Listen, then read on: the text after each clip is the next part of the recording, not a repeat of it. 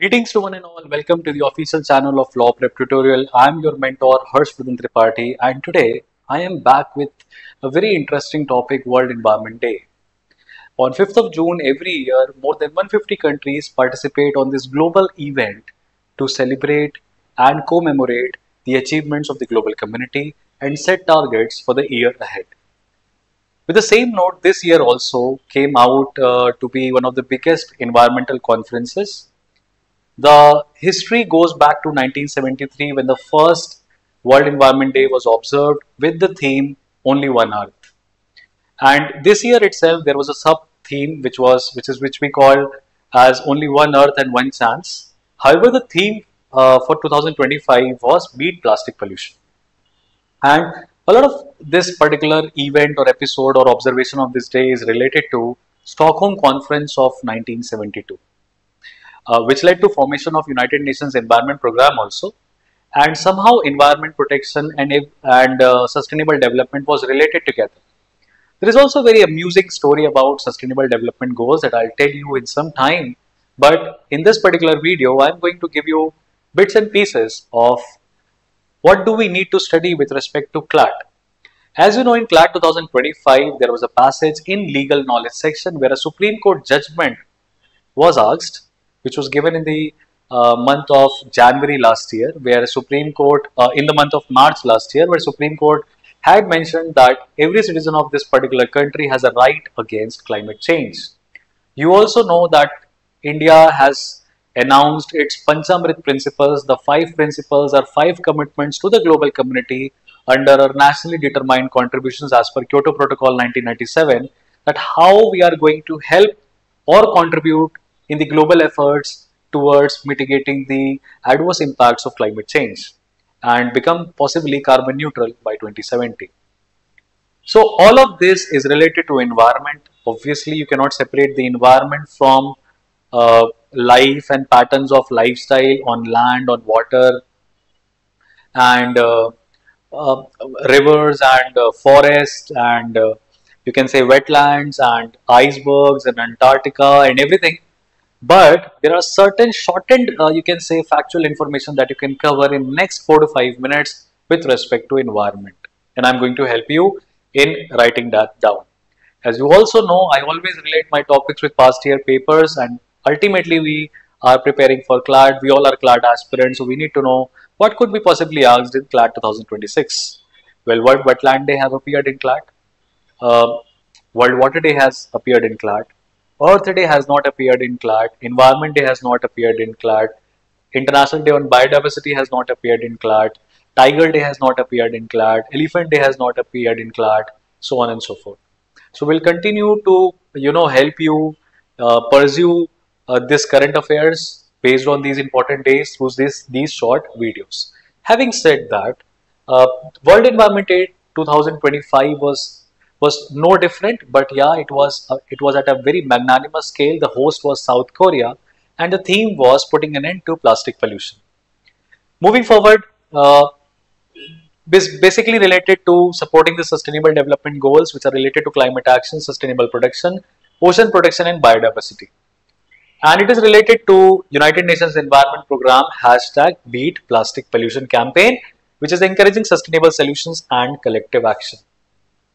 As you know, sustainable development, the story of human development started way back in 1965 with the creation of United Nations Development Program. Followed by this in 1987, the concept of sustainable development came out to being, and global community took a lot of time to acknowledge it. Followed by this, there was this Rio Earth Summit in 1992 when both were clubbed together. Followed by that, in the year 2000, our Common Future report came amidst that. And in the year 2000, the United Nations basically gave 8 Millennium Development Goals target to 190 plus countries at that time, which were to be achieved by 2015. However, countries in 2015 sat down again and remodified, you can say, changed the narrative from 8 Millennium Development Goals to 17 Sustainable Development Goals, which are to be achieved, which are still to be achieved by 2030, which starts with no poverty, ends with peace and tranquility for all. And there's a very interesting story on Ramesh that I have created that will help you in remembering sustainable development goal, but that is not the agenda under discussion today. So what are the international conferences, or you can say summits or protocols, that we need to remember with respect to environment conservation? And it all starts with UNFCCC, United Nations Framework Convention against climate change 1992. It is related to climate change mitigation. Then there is a Basel Convention of 1989, which is with respect to managing hazardous waste. Then there is Cartagena Protocol of the year 2000 related to biosafety. Minamata Convention 2013 is related to controlling, mitigating mercury pollution. And Minamata Convention, if you'll find, there are areas around Bangladesh and West Bengal where groundwater is contaminated with mercury because of the industries around there. Followed by this, Rotterdam Convention in 1998 is related to hazardous chemicals trade. Followed by this, there is this Nagoya Protocol 2010, genetic resources and benefit sharing. Nagoya Protocol and Cartagena Protocol are related to Convention on Biological Diversity. Followed by this, there is UNCCD of 1994 on combating desertification. Well, all of these are international protocols. India is mostly signatory to all of them, and all of them are basically legally binding.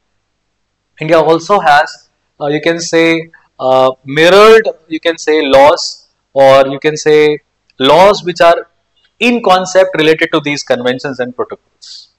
Before that, let me give you a very interesting insight, or rather हाथ जोड़ के मेरा आप सभी से सविनय निवेदन है कि अगर आप दो पहिया चार पहिया वाहन चलाते हैं जो कि पेट्रोल पे या डीजल पे चलता है, तो चौराहों पे जब भी आप इंतजार कर रहे हैं रेड लाइट में, कृपया अपने इग्निशन को बंद करें। आप 120 सेकंड 150 सेकंड भी अगर आप अपने इग्निशन को बंद करते हैं तो कुछ तो कार्बन एमिशन आपने कम ही किया, कुछ पोल्यूशन आपने कम किया। Vehicular pollution is contributing, is the second largest contributor with respect to harmful emissions and gases and everything, right. अच्छा, एक चीज और मैं बताता हूँ, जब भी आप सब्जी लेने जाएं, सामान खरीदने जाएं, तो अपना झोला खुद लेके जाएं और जूट के बैग का इस्तेमाल करें। जोधपुर का लॉ प्रेप ट्यूटोरियल के बगल में फ्रेश एंड ग्रीन करके एक ग्रोसरी स्टोर है, वहाँ बड़ी इंटरेस्टिंग चीज मुझे देखने को मिलती है। पुरानी साड़ियों को बैग्स में कन्वर्ट करके वो लोग देते हैं, और वहां पे ना प्लास्टिक बैग देते हैं, कुछ भी नहीं देते। बड़ा इंटरेस्टिंग लगता है ये देख के कि किस तरीके से छोटी छोटी यूनिट्स अलग अलग रीजन पे प्लास्टिक पोल्यूशन को कम करने के लिए मुहिम चला रहे हैं। अगर आप इंस्टामार्ट, स्विगी, जेप्टो इन सब से ऑर्डर करते हैं, या फॉर दैट मैटर आपने कभी ब्लिंकिट से भी ऑर्डर किया होगा, तो आप देखेंगे वो अच्छे खासे बड़े पेपर बैग्स प्रोवाइड करने लगे। अगर आपके स्टेट में अगर ऐसा है कि ये कंपनीज आपको सिर्फ प्लास्टिक बैग्स दे रही हैं, तो प्लीज अपनी प्रोटेस्ट फाइल करिए और उनको बोलिए कि उनको प्लास्टिक्स को कम से कम इस्तेमाल करना है। सिंगल यूज प्लास्टिक को 2022 के बाद से भारत सरकार ने बैन कर दिया है, पर बहुत जगह पे जो सब्जी विक्रेता हैं, ठेले वाले हैं, ये कहते हैं कि मेरे पास इतने पैसे नहीं हैं, तो ये आपको प्लास्टिक की थैलियों में केला, सेब, टमाटर, आलू ये सब रख के दे देंगे। और कुछ ऐसे स्टेट्स हैं जहां पे इनका इनकॉर्पोरेशन उतना स्ट्रिंजेंट नहीं है, जैसे उत्तर प्रदेश, राजस्थान, बिहार, झारखंड, वेस्ट बंगाल। लेकिन वहीं आप कुछ ऐसे स्टेट्स देखेंगे या कुछ ऐसे सिटीज देखेंगे जहां पे absolutely the nagar nigam is very conscious about how you can end plastic waste, because इसमें टॉप टू बॉटम नहीं, बॉटम टू टॉप अप्रोच हो सकती है। तो नगर निगम को, आपके शहर के नगर निगम को काफी इंपॉर्टेंट रोल प्ले करना है। तो इंदौर शहर की अगर हम बात करें, तो इंदौर शहर में प्लास्टिक का अगर एक दुकानदार प्लास्टिक का अगर थैला भी दे देता है और मैंने शिकायत भी कर दी, तो 500 से 1000 रुपए का चालान उस दुकान वाले को देना पड़ेगा। तो दुकान वाले डर के मारे प्लास्टिक खरीदते ही नहीं है। इनफैक्ट इंदौर के एरिया में प्लास्टिक बैग्स आना ही बंद हो गए हैं, बाउंड्री पे ही इनको चेक किया जाता है, और नगर निगम का बहुत अच्छा रोल है यहाँ पे। हैविंग सेड दैट, आपको एक चीज और बताना चाहूंगा कि जो ये प्लास्टिक के थैले आप ऐसे कचड़े में फेंकते हैं, बाहर फेंकते हैं, कभी आपने खाली प्लॉट देखा होगा जहाँ कचड़ा इकट्ठा है रोड्स किनारे, गाय, भैंस, कुत्ते जब ये बाहर रात को भूखे रहते हैं या चरते हैं, तो ये रोटी के साथ साथ वो प्लास्टिक भी खा जाते हैं। आपको पता है प्लास्टिक डाइजेस्ट नहीं कर सकती, और इन मासूमों की सुनने वाला कोई नहीं है, उतने वेटनरी हॉस्पिटल्स नहीं, उतने एनजीओज नहीं है जो इन सबको संरक्षण दे, और प्लास्टिक लॉग होने की वजह से they die. These innocent animals die because of whom? Because of us. And I'm sorry to say there is no criminal liability for killing an animal in India. So you can continue to do that. But then there is a moral responsibility being a superior species that we need to take efforts कि हमारी वजह से ये मासूम बेगुनाह species, ये जानवर मरे नहीं, इनको सुरक्षित महसूस करना चाहिए। हालांकि इस पे बहुत सारे टिप्पणी होने वाली है, फिर मीट ईटर्स आ जाएंगे, फिर वेजिटेरियंस आ जाएंगे, वीगन्स आ जाएंगे कि गायों को फिर भी मारा जा रहा है, गौ रक्षा करो। जितनी जरूरी है गाय की रक्षा करना उतनी जरूरी है बिल्ली की रक्षा करना उतनी जरूरी है, हिरण की रक्षा करना। एंड हिरण के बारे में blackbuck and everything, Rajasthani people know about it. Then उतनी जरूरी है हाथी की रक्षा करना, उतनी जरूरी है सड़क पे पल रहे कुत्तों की रक्षा करना। तो मेरी माँ एक बात बहुत साफ कहती हैं कि जो जानवर से प्यार नहीं कर सकता वो मनुष्य से भी प्यार नहीं कर सकता। तो आपका जो इन्वायरमेंट कंजर्वेशन है वो बायोडाइवर्सिटी से रिलेटेड है, और हम ह्यूमन स्पीशीज हैं, ये अर्थ हमारे लिए है, और हम इसे एक्सट्रैक्ट कर पा रहे हैं। कुछ स्पीशीज है जो इसे एक्सट्रैक्ट नहीं कर पा रही, they don't have the intellect, right? So let's be a superior force and try to contribute our share towards conservation of environment and protecting the species here. Having said that, there are certain law policies that we need to study with respect to climate change and environment in India. So it all starts with Wildlife Protection Act 1972. This is the much heralded statute in India, which has mechanism for ex situ conservation and in situ conservation, where wildlife sanctuaries, national parks, tiger reserves, all of these are you can say included in the list. And then there is National Tiger Conservation Authority, statutory bodies for conservation of species. In fact, we also have 4 schedules under Wildlife Protection Act, which protects flora and fauna, endangered, vulnerable, critically endangered species, how to be protected. And in the 4th schedule, we have CITES, that is Convention on International Trade of Endangered Species, where international trading of endangered species should not be done. And all of this is related to Wildlife Protection Act 1972. Followed by this, there is this Water Prevention and Control of Pollution Act 1974, which was related to river pollution. There are 2 bodies, CPCB, Central Pollution Control Board, and State Pollution Control Boards, which are created under Water Act 1974.